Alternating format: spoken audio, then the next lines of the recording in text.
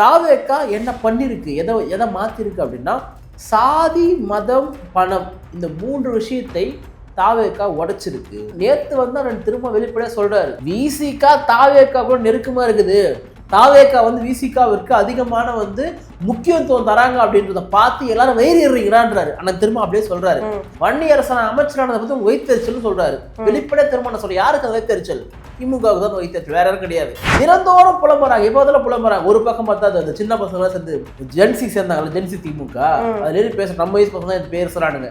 We are proud கொத்துஸ் அப்படின்றான். We are proud கொத்தடிமை, நாங்கள் கொத்தடிமை எடுத்து விரும்புகிறோம். உங்களை எதிர்த்து கேள்வி கேட்டால் நாங்கள் கொத்தடிமை என்று சொன்னால், ஆமா நாங்கள் கொத்தடிமை தான். என்ன எதிர்த்து கேள்வி கேட்டு, நீ என்ன எதிர்த்து கேள்வி கேட்டு என்ன நீ பண்ணிட்ட? ஒண்ணுமே பண்ணலையே. நாங்கள் கவர்மெண்ட் ஃபார்ம் பண்ணி இந்த குற்றப்பத்திரிகையை சீக்கிரமா தாக்கல் பண்ணுவதற்காக நாங்கள் நடவடிக்கை எடுத்திருக்கோம், விரைந்து நீதியை வாங்கி தருவோம். அப்ப இதுதான் ஒரு எஃபிஷியண்டா ஒருத்தர் பேசக்கூடியது. அப்ப விஜய் அவர்கள் திருச்சியில போய் புலம்பல, திமுகவோட வைத்தியரிச்சலை வெளிப்படுத்துறாரு. இந்த மாதிரிலாம் வயிறுறாங்க, 6 நாள் கூட பொறுத்துக்க முடியல, 6 மாசத்துக்கு அப்புறம் தான் நான் கேள்வி கேட்பேன்னு சொன்னவங்க 6 நாள் கூட பொறுத்துக்க முடியலன்னா திமுகவிற்கு இப்போ வந்து புலம்புவதுதான் பிரதான பணி. பாஜக வந்து அதிமுகவை உள்ள இழுக்கிற மாதிரி ஒரு தகவல் உள்ள இழுக்கல தொகுதி மறுவரை பாஜக மறுபடியும் வந்து அந்த தொகுதி மறுவரைக்கான மசோதாவை கொண்டு வர போறாங்க. திமுக இப்ப காங்கிரஸோடு இல்ல, இந்தியா கூட்டணியில திமுக இல்ல, ஏன்னா காங்கிரஸ் தாவேக்காவோடு இருக்குது. அடுத்த நகர்வு எப்படி இருக்கும்? பாஜகவோட போய் சேர வேண்டியதுதான். சிம்பிள். இவ்வளவு தூரம் பேசிட்டு இப்போ அவ்வளவுதான். அதெல்லாம் இப்ப விஜய் சொல்றாரு இல்லையா, குதிரை பேரெல்லாம் பண்ணதா வந்து எங்க விமர்சனம் வைக்கிறீங்க, அது அவசியம் கிடையாது சொல்றது. உள்ளபடியே தாவேக்காவிற்கும் தமிழ்நாட்டினுடைய முதலமைச்சர் திரு விஜய் அவர்களுக்கும் குதிரை பேரம் பண்ண வேண்டிய அவசியம் கிடையாது. அப்படிலாம் வந்து ஒரு கவர்மெண்ட் புதுசாக ஃபார்ம் பண்ணுற கவர்மெண்ட் வந்து உடனே வந்து கரப்ஷன் பண்ணுவாங்க, குதிரை பேரம் பண்ணுவாங்க அப்படின்னு சொல்றதெல்லாம் வந்து என்ன பொறுத்த வரைக்கும் முட்டாள்தனம். எதிர்கட்சியா திமுக சிறப்பாக செயல்பட்டுட்டோம். தமிழ்நாடு மக்களுக்கு நான் வைக்கக்கூடிய ஒரு கோரிக்கை, திமுகவை தமிழ்நாட்டிற்கு எப்பொழுதுமே எதிர்கட்சியாக வைத்துக் கொள்ளுங்கள், அது தமிழ்நாட்டுக்கு நல்லது. ஏன்னா திமுக எதிர்கட்சியாக இருக்கும்போது சிறப்பாக செயல்படும், பயங்கர எஃபிஷியண்டாக இருப்பாங்க. ஆனால் ஆளுங்கட்சியாக போனதுக்கப்புறம் எதுவுமே செய்ய மாட்டாங்க, முழுக்க முழுக்க மக்களுக்கு விரோதமான செயல்பாடுல இறங்கிடுவாங்க. இந்த ஆட்சி கரப்ஷனை எதிர்க்குது அப்படின்றத நான் வந்து புரிஞ்சுக்கிறேன். அதே மாதிரி முடிஞ்ச அளவுக்கு வந்து இந்த கேஸ்ட் ரீதியான பிரச்சனைகளுக்கு வந்து நம்ம வந்து எதிராக இருக்கணும் அப்படின்றத புரிஞ்சுக்கிறத நான் பார்க்குறேன். ஏன்னா எனக்கு ஒரு நம்பிக்கை இருக்குது, விஜய் அவர்கள் மீதும் அவருடைய ஆட்சி மீதும் உள்ளபடியே ஒரு பெரிய நம்பிக்கை இருக்குது. அதிமுக திமுக போன்ற கட்சிகள் பண்ண தவறுகளை இவர்கள் பண்ண மாட்டார்கள் அப்படின்னு ஒரு நம்பிக்கை இருக்குது. ஏன்னா முதலமைச்சர் வந்து க்ளீனாக இருந்தால் தான் கீழே க்ளீனாக இருக்க முடியும். இப்போ நம்ம முதலமைச்சருக்கு வந்து இவர் ஊழல் பண்ணணும், இவர் பணம் கொள்ளையடிக்கணும் அப்படின்ற எந்த அவசியம் கிடையாது. அவர்கிட்ட ஆல்ரெடி இருக்குது. அது இருக்கிற காசு அவர் உழைச்ச காசு, அவங்க அப்பாவோ தாத்தாவோ கவர்மெண்ட்டில் கொள்ளையடிச்ச காசு கிடையாது. அதை நீங்கள் புரிஞ்சுக்கணும். அவர் உழைச்ச காசு அவர் வச்சிருக்காரு. அப்போ தான் நேர்மையாக இருக்கும்போது தனக்கு கீழே இருக்கிறவங்க நேர்மையாக தான் இருக்கணும்னு சொல்லி நினைப்பார். 100% ஒரு துளி கூட எங்கேயுமே கரப்ஷன் இருக்காதான்னு கேட்டால் இருக்கும். நான் இல்லைலாம் சொல்ல, அப்படிலாம் வந்து 100% எல்லாரும் க்ளீனாக இருப்பாங்க, அவங்க எம்எல்ஏக்கள் எல்லாருக்கும் சுத்தமாக இருப்பாங்க அப்படின்னா நான் சொல்ல வரல. ஆனால் வணக்கம் சார். வணக்கம். முதல்வர் விஜய் திருச்சியில் வின் பண்ணதுக்கு அப்புறம் வந்து மக்கள் ஃபர்ஸ்ட் வேட்பாளராக போய் பார்த்தாங்க திருச்சி மக்களை. இன்னைக்கு ஒரு முதலமைச்சராக போய் பார்த்துருக்காங்க, மக்களுக்கு நன்றி தெரிவிக்கிற விதமாக பேசியிருக்கிறாங்க. அங்கே பேசும்போது ஒரு விஷயத்தை ரொம்ப ஆழமாக வச்சிருக்காரு, இப்பயும் எனக்கு எதிரி வந்து திமுக மட்டும்தான் அப்படிங்கிற மாதிரி சொல்லியிருக்காரு. அதை எப்படி பார்க்குறீங்க? இல்லை, அதுதான் உண்மையும் கூட. ஏன்னா இன்னைக்கு அதிமுக உடஞ்சி சிதறி பிரிஞ்சு கிடக்குது. அது மற்றபடி சொல்ல மாதிரி அவர் சொல்ல மாதிரி மற்றும் பலர்கள் வந்து என்ன ஆனாங்களே அப்படின்றது தெரியல. ஸோ இன்றைக்கும் ஒரு எதிர்க்கட்சியாக திமுக மட்டும் தான் இருக்குது, அதனால் அதை சொல்கிறாரு. ஸோ திமுகவிற்கும் தாவேக்காவிற்குமான போட்டி தான் இனிவரும் காலங்களில் இருக்கும் அப்படின்றது என்னுடைய அபிப்பிராயம். ஏன் அப்படின்னு சொன்னால் இன்னைக்கு மாற்று என்று வந்தவர்கள் எல்லாம் ரொம்ப சுருங்கி போயிட்டு இருக்கிறத நம்மளால் பார்க்க முடியுது. ஏன்னா அவர்களால் அடுத்த கட்ட லெவலில் வந்து அந்த தேர்தல் அரசியலில் வந்து ஷைன் பண்ண முடியல. விஜய் என்கின்ற ஒரு பெரிய சூறாவளி என்கின்ற ஒரு அந்த ஒரு வலை இருக்கு இல்லையா, அது எல்லாத்தையும் வந்து சுழட்டிச்சுன்னு தான் சொல்கிறாங்க. ஏன்னா மக்கள் வந்து எதிர்பார்த்துட்டு இருந்த ஒரு தலைவராக விஜய் அவர்கள் இருந்ததுனால தான் அவர் ஓட்டு போட்டிருக்காங்க. இப்போ இது சரியான மாற்றா தவறான மாற்றா, கொள்கை என்ன கோட்பாடு என்ன, அதெல்லாம் தூக்கி ஓரவை. நான் என்ன சொல்கிறேன்னா, இப்போது மக்களுக்கு ஒரு எதிர்பார்ப்பு இருந்துச்சு, மக்களுக்கு ஒரு தலைவன் தேவைப்பட்டாங்க, மக்களுக்கு ஒரு மாற்று அரசியல் ஒரு மாற்று கட்சி தேவைப்பட்டுச்சு. அப்போ அந்த இடத்த வந்து விஜய் அவர்கள் ரீப்ளேஸ் பண்ணதுனால தான் மக்கள் ஓட்டு போட்டிருக்காங்க. அப்போ நீங்கள் கொள்கை கோட்பாடு தகுதி இது அதெல்லாம் தூக்கி வந்து நீங்கள் அதில் வச்சிங்கன்னா அது வேலைக்காகாது அப்படின்னு தான் என்னுடைய ஒரு பார்வை. ஸோ விஜய் அவர்கள் திரும்பி சொல்லக்கூடியது என்னென்னா, திமுகவிற்கும் தாவேக்காவிற்குமான போட்டி தான் பிரதானது அப்படின்னு சொல்கிறார் இல்லையா, அதுதான் முக்கியமானது சொல்கிறார் இல்லையா, அதுதான் அவருடைய வெற்றி பெறுவதற்கான முக்கியமான காரணமே. ஏன்னா அதிமுக கூட வந்து திமுக இந்த அளவுக்கு கடுமையாக விமர்சனம் பண்ணல. ஆனால் சீமான் அண்ணன் பார்த்தீங்கன்னா திமுகவை விட தமிழக வெற்றி கழகத்தையும் விஜய் அவர்களும் கடுமை விமர்சனங்கள்லாம் பண்ணதான் நம்ம பார்த்தோம். நாம் தமிழ் இல்ல கட்சி சீமான் அவர்கள் மட்டும்தானே இந்த எலெக்ஷன்ல விஜய் அவர்களை வந்து ரொம்ப சுட்டி காமிச்சாங்க. அப்படி பார்த்தா திரும்ப அவர்கள் சுட்டி காமிச்சிருக்காங்க. அதிகப்படியான்னு பார்த்தா சீமான் அவர்கள் தானே சுட்டி அதுதான் சொல்றேன். காமிச்சிருக்காங்க. அப்போ நான் என்ன சொல்றேன், இப்போ மாற்றுன்னு சொன்னா அப்போ நீங்க திமுகவுக்கு மாற்றாக நாம் தமிழ் இருந்திருந்தா திமுகவை தான் நீங்க கார்னர் பண்ணிருக்கணும், திமுகவை தான் நீங்க அடிச்சிருக்கணும், திமுகவை தான் நீங்க கேள்வி கேட்டு எங்க அடிக்கணுமோ அங்க அப்போ அடிக்க. உங்களுடைய அம்புகளை மாற்றி அமைச்சிட்டீங்க. அப்போ என்ன பண்றாங்கன்னா வந்து இப்போ நம்ம வந்து அந்த சீமானுடைய அரசியலும் நாம் தமிழ் அரசியலும் வந்து நம்ம குறை சொல்லலாம் விரும்பல. ஆனா இப்போ விமர்சனம் வைக்கிறாங்கல்ல, திமுகவுக்கு பிடிமான சீமான் இருக்காரு அப்படின்லாம் கேள்விகள்லாம் வைக்கிறாங்க அப்படின்னா அப்போ இந்த விஷயங்கள்லாம் நீங்க பண்ணிருக்கீங்க அப்படின்னு அவங்க சொல்றாங்க. நாம அப்படி சொல்ல, ஒரு நாளும் நம்ம அப்படி சொல்லவும் மாட்டோம், அது வேற விஷயம். இப்போ இவர் சொன்னது திமுக வர்சஸ் டிவிகே அப்படின்றதா எதிரொலிச்சு வந்து வந்திருக்கு. இப்போ திருச்சியில் அவர் பேசும்பொழுது வந்து முழுக்க முழுக்க முழுக்க எனக்கு அந்த ஸ்பீச் பிடிச்சிருந்துச்சு தான். உள்ளபடியே வந்து அதை நம்ம இப்போ சில பேர் என்ன சொல்றாங்கன்னா, இவர் சிஎம் ஆகிட்டும் புலம்பிட்டு இருக்காரு, சிஎம் ஆகிட்டும் குறை சொல்லிட்டு இருக்காரு அப்படின்னா, கவர்மெண்ட் ஃபார்ம் பண்ணி 1 மாதம் கூட ஆகலை. 1 மாதம் கூட அது ஆகாத கவர்மெண்ட்டுக்கு தமிழ்நாட்டில் எல்லா பிரச்சனைக்கும் நீ தான் காரணம் அப்படின்னு சொன்னால் சரியானது கிடையாது. பொறுப்பேற்கணும், அதை நான் தப்புன்னு சொல்ல மாட்டேன். பொறுப்பேற்க சொல்வது சரி. இப்போ நிலையில் சாதி ஆன படுகொலையா அரசு கேள்விகளும் தப்பு கிடையாது. பெண்களையும் குழந்தைகளையும் வந்து பாலியல் வன்புணர்வு பண்ணுறாங்களா, அரசு கேள்விகளும் தப்பு கிடையாது. ஆனால் எல்லாத்துக்கும் காரணம் விஜய் தான் சொன்னால் அது தப்பு. ஆனால் திமுக அதிமுக நம்ம கேள்வி கேட்டால் அது சரியான. ஏன்னு கேட்டால் 50 வருஷம் தான் ஆட்சி பண்ணுறேன், 50 வருஷமா நீ ஆட்சி பண்ணி தமிழ்நாட்டில் இருக்கக்கூடிய சாதிய மத பிரச்சனைகள் நீ என்னத்தை பண்ணி கிடிச்சிருக்குன்னு ஒரு கேள்வி இருக்குது. இன்னும் மோசமான முறையில் பேசுவோம். ஏன்னா அவ்வளோ பிரச்சனைகள் போயிட்டு இருக்கு. அப்போ பெண்களுக்கான பாதுகாப்பு என்ன நீ உறுதிப்படுத்திருக்க? தொழில்நுட்பம் வளர்ந்து எத்தனை வருஷம் ஆச்சு? சிசிடிவி கேமரா கம்ப்யூட்டர்லாம் வந்து எத்தனை வருஷம் ஆச்சு? நீ நினைச்சதா தெருக்கு வச்சு கண்காணிச்சிருக்கலாமே. ஒன்றும் அவ்வளோ பெரிய அப்படியே அரசுக்கு வந்து பணம் இல்லை, சிசிடிவி கேமரா அப்படிலாம் கிடையாது. நீ கோடியே கொள்ளை அடிச்சு வச்சுக்கிற நீ, சரியா? அதனால இதெல்லாம் பண்ணலாம் தான். அப்ப பெண்கள் பாதுகாப்பிற்கு அரசு என்ன நடவடிக்கை எடுத்திருக்கு? நீங்க வந்து ஒரு கவர்மெண்ட் ஃபார்ம் பண்ணி நீங்க இத்தனை வருஷமா ஆட்சி பண்ணிருக்கீங்க. ஒரு பாலியல் வன்புணர்வு சார்ந்த குற்றங்களுக்கு நீ சார்ஜ் ஷீட் ரெடி பண்ணதுக்கு நீ 6 மாசம் எடுத்துக்கிறேன்னா அவனுக்கு எங்கிருந்து நீதி கிடைக்கிறதுக்கு? இப்ப சில இதெல்லாம் பண்றாங்க, இப்ப சில விரைவா பண்றாங்க. அப்போ விஜய் அவர்கள்கிட்ட நம்ம கேட்கலாம், என்னதான் கேட்கலாம்னா, போன கவர்மெண்ட்ல வந்து ஒரு பாலியல் வன்புணர்வு நடக்குது அப்படின்னா அவன் சார்ஜ் ஷீட் போடுறதுக்கு 1 வருஷம் எடுத்துக்கிறான், 6 மாசம் எடுத்துக்கிறாங்க. இல்ல அதே சொன்ன தகுதியான காவலர்கள் பண்ணுங்க அப்படின்றத கேட்டா நியாயமானது. அப்ப விஜய் அவர்கள் சுட்டி காட்டுறாரு, நாங்க கவர்மெண்ட் ஃபார்ம் பண்ணி இந்த குற்றப்பத்திரிகையை சீக்கிரமா தாக்கல் பண்ணுவதற்காக நாங்க நடவடிக்கை எடுத்திருக்கோம், விரைந்து நீதியை வாங்கி தருவோம். அப்ப இதுதான் ஒரு எஃபிஷியண்டா ஒருத்தர் பேசக்கூடியது. அப்ப விஜய் அவர்கள் திருச்சியில போய் புலம்பல, திமுகவோட வயிற்றுச்சலை வெளிப்படுத்துறாரு. இந்த மாதிரிலாம் வயிறுறாங்க, 6 நாள் கூட பொறுத்துக்க முடியல, 6 மாசத்துக்கு அப்புறம் தான் நான் கேள்வி கேட்பேன்னு சொன்னவங்க 6 நாள் கூட பொறுத்துக்க முடியலன்னா திமுகவிற்கு இப்போ வந்து புலம்புவதுதான் பிரதான பணி. புலம்புறாங்க. ஒரு பக்கம் வந்து என்ன புலம்புலாம் வந்து, ஐயோ திரும்ப எங்களை விட்டு போயிட்டாரு, ஐயோ விசிகா எங்களை விட்டு போயிடுச்சு, ஐயோயோ வன்னியரசு வந்து அமைச்சராயிட்டாரு. ஏன்னு கேட்டா வன்னியரசு நமக்கு விசுவாசமா இருந்தாரு, திரும்ப நமக்கு விசுவாசமா இருந்தாரு நினைச்சிருந்தாங்க. ஏன் உங்களோட இருக்கணுமா என்ன? நேத்து வந்து திரும்ப வெளிப்படையா சொல்றாரு, விசிகா தாவேகா கூட நெருக்கமா இருக்குது, தாவேகா வந்து விசிகாவிற்கு அதிகமான வந்து முக்கியத்துவம் தராங்க அப்படின்றத பார்த்து எல்லாரும் வயிறுறான்றாரு. ஆனா திரும்ப அப்படியே சொல்றாரு, விசிகா வந்து இந்த கவர்மெண்டோட வந்து நெருக்கமா இருக்கிறத பார்த்து உங்களுக்கு வைத்தறிச்சல் அப்படின்றாரு. வன்னியரசன அமைச்சரானதை பத்தி உங்களுக்கு வைத்தறிச்சல் சொல்றாரு. வெளிப்படையா திரும்ப சொல்ற, யாருக்கு அந்த வைத்தறிச்சல்? திமுகவுக்கு தான் வைத்தறிச்சல், வேற யாரும் கிடையாது. தினந்தோறும் புலம்புறாங்க, எப்போதெல்லாம் புலம்புறாங்க. ஒரு பக்கம் பார்த்தா அந்த சின்ன பசங்க சேர்ந்து ஜென்சி சேர்ந்தாங்கல்ல, ஜென்சி திமுக, அதுல பேச நம்ம வயசு பசங்க தான் பேர் சொல்றானுங்க. வி ஆர் ப்ரௌட் கொத்துஸ் அப்படின்றான். வி ஆர் ப்ரௌட் கொத்தடிமை, நாங்கள் கொத்தடிமை எடுத்து விரும்புகிறோம். ஆமாடா, அதாவது உங்களை எதிர்த்து கேள்வி கேட்டால் நாங்கள் கொத்தடிமை என்று சொன்னால், ஆமா நாங்கள் கொத்தடிமை தான். என்ன எதிர்த்து கேள்வி கேட்டு, நீ என்ன எதிர்த்து கேள்வி கேட்டு என்ன நீ பண்ணிட்ட? ஒன்றுமே பண்ணலையே.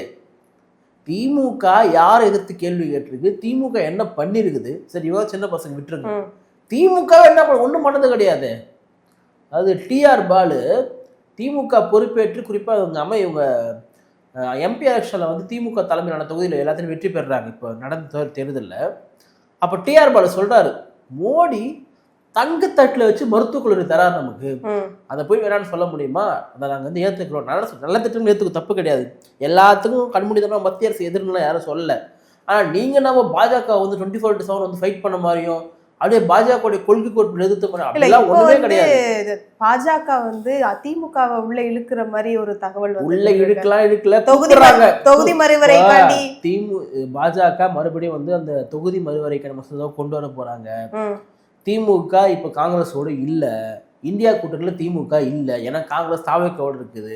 இல்ல திமுகவோட அடுத்த நகர்வு எப்படி இருக்கும்? பாஜகவோட போய் சேர வேண்டியதுதான். சிம்பிள். இவ்வளவு தூரம் பேசிட்டு இப்போ அவ்வளவுதான். அதெல்லாம் நீங்க அந்த அரசியல்ல வந்து எப்பங்க திமுக போன்ற கட்சிகளுக்கெல்லாம் எப்போ வந்து இந்த என்னது நாங்கள் கொள்கை கோட்பாடு இருப்போம், திமுக பேசாத பேச்சா? வாஜ்பாயோட என்ன பேசினாங்க? ஆர்எஸ்எஸ் ஒரு சமூக சீர்திருத்த இயக்கம், இந்த இயக்கத்தை மக்களிடம் கொண்டு செல்லுங்கள், இந்த இயக்கம் நல்ல இயக்கம், தமிழ்நாட்டில் இதை பற்றி தவறான பிம்பம் இருக்கிறது, அதை நீங்கள் உடைக்க வேண்டும் என் உடற்பிறப்புகளை என்று முரசொலியில் கட்டுரை எழுதியவர் யாருன்னு கேட்டா முத்தமிழறிஞர் கலைஞர் அப்படின்வாங்க. அப்ப ஆர்எஸ்எஸ் நல்ல இயக்கம் யார் சொன்னது? நம்மளா சொல்றோம்? சொன்னது திமுகவுடைய முன்னாள் தலைவர், முன்னாள் முதலமைச்சர் கருணாநிதி.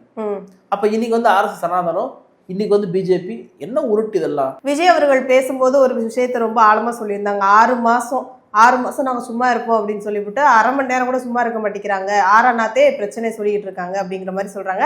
அதுக்கு கனிமொழி அவர்களுமே சொல்லியிருக்காங்க, தொடர்ந்து வந்து ஒரு விஷயத்தை நாங்கள் வந்து தாவேகாவை குறித்து நாங்கள் சொல்ல கிடையாது, நடக்கிற பிரச்சனையை தான் நாங்கள் எடுத்து வைக்கிறோம், பிரச்சனை நடக்குது சொல்றோம், இது வந்து எதிர்கட்சியா எங்களோட உரிமை அப்படிங்கிற மாதிரி சொன்னாங்க. எதிர்கட்சியா திமுக சிறப்பாக செயல்படட்டும். தமிழ்நாடு மக்களுக்கு நான் வைக்கக்கூடிய ஒரு கோரிக்கை, திமுகவை தமிழ்நாட்டிற்கு எப்பொழுதுமே எதிர்கட்சியாக வைத்துக் கொள்ளுங்கள், அது தமிழ்நாட்டுக்கு நல்லது. ஏன்னா திமுக எதிர்கட்சியாக இருக்கும்போது சிறப்பாக செயல்படும், பயங்கர எஃபிஷியண்ட்டாக இருப்பாங்க. ஆனால் ஆளுங்கட்சியாக போனதுக்கப்புறம் எதுவுமே செய்ய மாட்டாங்க, முழுக்க முழுக்க மக்களுக்கு விரோதமான செயல்பாடுல இறங்கிடுவாங்க. அப்போ தமிழ்நாடு மக்களுக்கு நம்ம என்ன சொல்கிறோன்னா, கடைசி வரைக்கும் திமுக எதிர்கட்சியாக வச்சுங்க, தமிழ்நாட்டுக்கு நல்லது அது. அப்போ எதிர்கட்சியாகவே திமுக இருக்குது அப்படின்னா நல்லா எஃபிஷியண்ட்டாக கேள்வி கேட்பாங்க, நிறைய விஷயங்கள்லாம் பண்ணுவாங்க. அதாவது எதிர்கட்சியாக இருக்கும் பொழுது மோடி வந்து தமிழ்நாட்டுக்கு வந்தாருன்னா கருப்பு பலூனில் கோபேக் மோடி, அவங்க வீட்டுக்கு முன்னாடி கோபேக் மோடி. யார்? திமுகவுடைய தலைவர் வீட்டுக்கு முன்னாடி கோபேக் மோடி தான். அதே முதலமைச்சர் ஆகிட்டாங்கன்னா வெள்ளை குடை பிரித்து கொண்டு வெண்குடை வேந்தராக மாறி மோடியை வந்து வரவேற்பாங்க. அப்போ நான் என்ன சொல்கிறேன்னா, திமுக எப்பொழுதுமே எதிர்கட்சியாக இருங்க, இன்னும் சிறப்பாக செயல்படுங்க. இன்னும் 1/2 மணி நேரம் கிடையாது, நீங்கள் 10 நிமிஷம் ஒரு விஜய் கேள்வி கேட்டுனே இருங்க. நீங்கள் நல்லா இருக்கும் தமிழ்நாடுனா, தப்பேன்னு சொல்ல, கேள்வி கேட்டுனே இருங்க, ஆனால் எதிர்கட்சியாக இருங்க, அதுதான் தமிழ்நாட்டுக்கு வந்து நல்லது.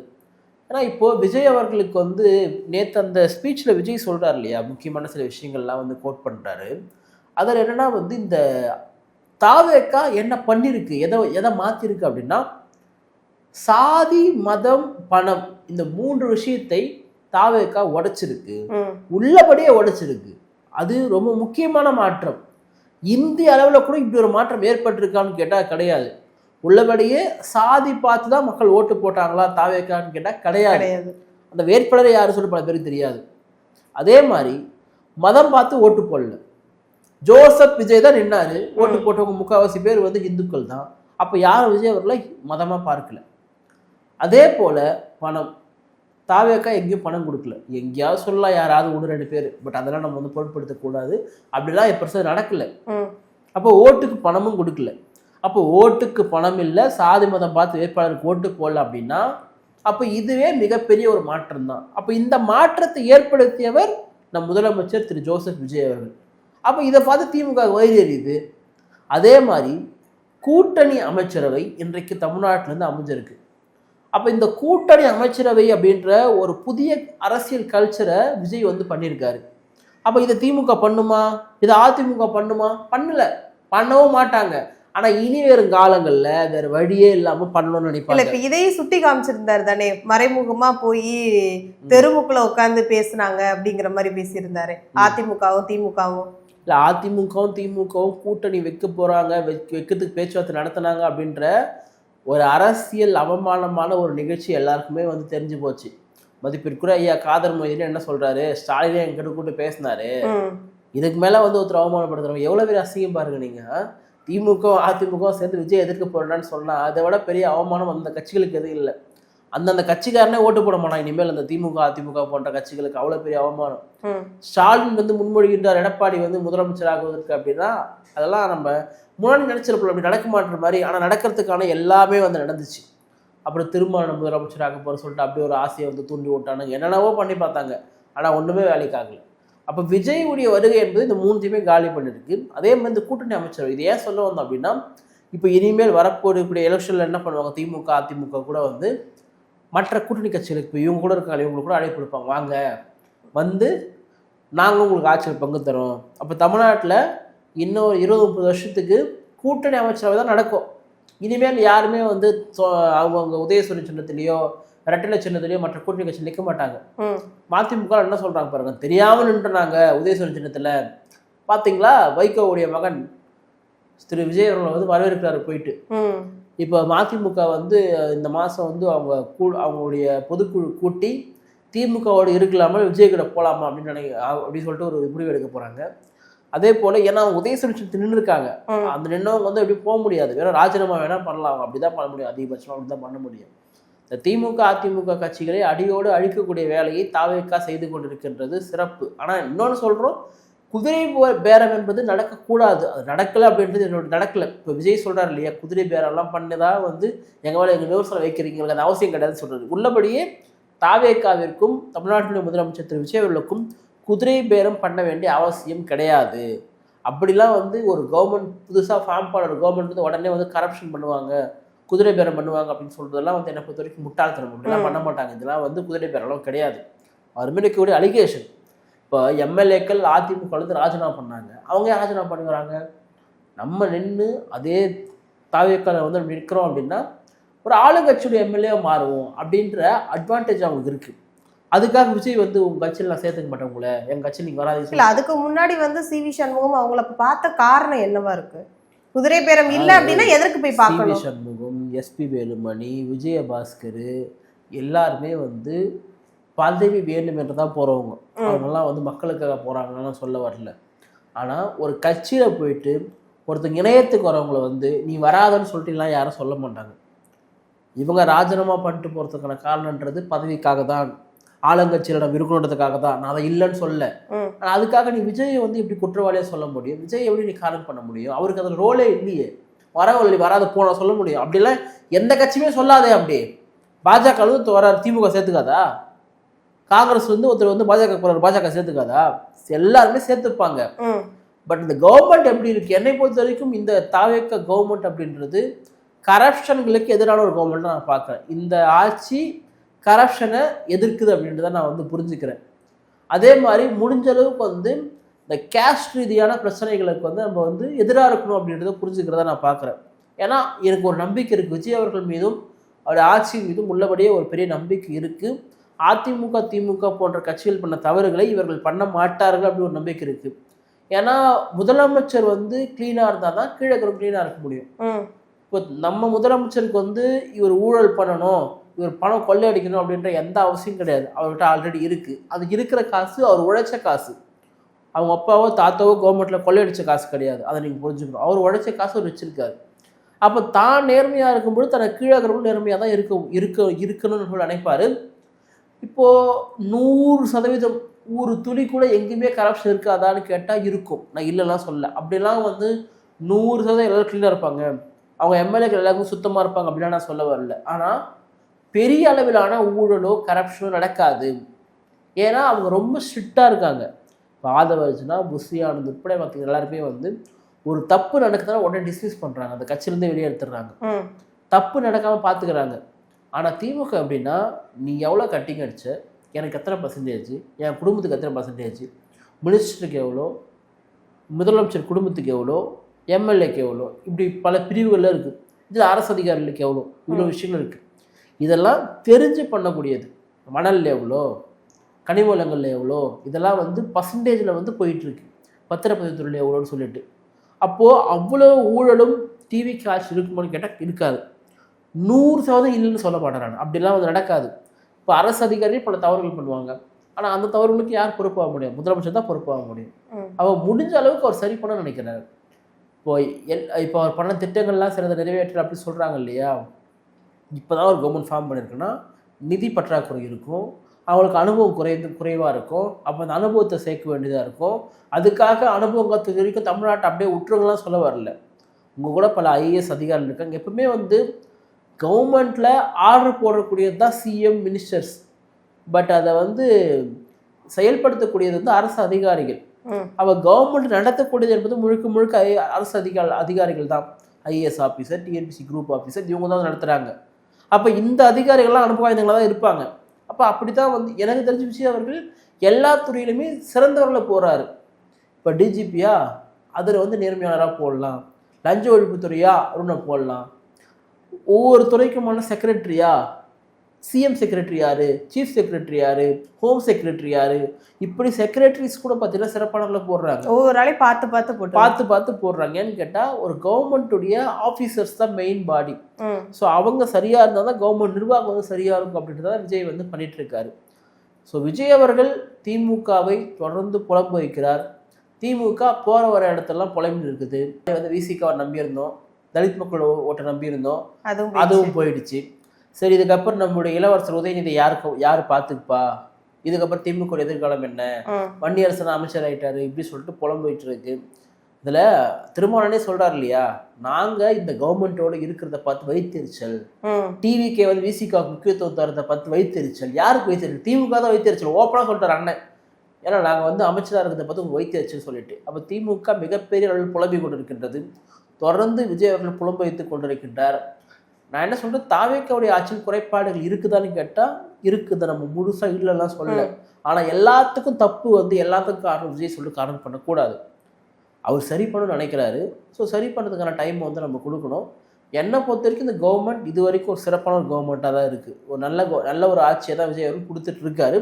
பட் குறைகள் வந்து இருந்தால் அதை விஜய் அவர்கள் சரிப்படுத்தணும். குறிப்பாக இந்த சாதிவாதத்துக்கு எதிராக, மதவாதத்துக்கு எதிராக இன்னும் தீவிரமாக செயல்படுத்தணும். அதான் நம்ம வைக்கக்கூடிய ஒரு முக்கியமான பிரதான ஒரு கோரிக்கையாக இருக்குது. திராவிட கட்சிகள் பண்ண தவறை இவர் பண்ணக்கூடாது அப்படின்றதான் நம்ம சொல்லக்கூடியதாக இருக்குது.